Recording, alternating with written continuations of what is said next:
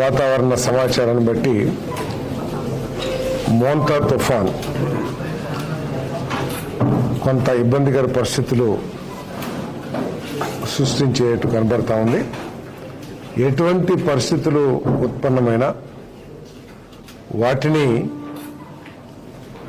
ఎదుర్కోవటానికి ప్రభుత్వ యంత్రాంగం సిద్ధంగా ఉందని చెప్పేసి మనం చేస్తా ఉన్నాను. ముఖ్యమంత్రి గారు 2-3 నుంచే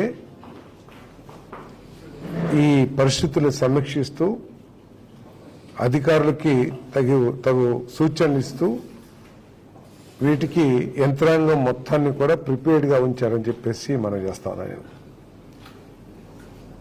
ఎందుకంటే రేపు సాయంత్రం తీరాన్ని దాటిద్దని చెప్పేసి భావించాం. కానీ అది కొంచెం ఆలస్యమయ్యి రేపు రాత్రికో ఎల్లుండి ఉదయానికో క్రాస్ అవుతుందని చెప్పేసి భావిస్తా ఉన్నాం.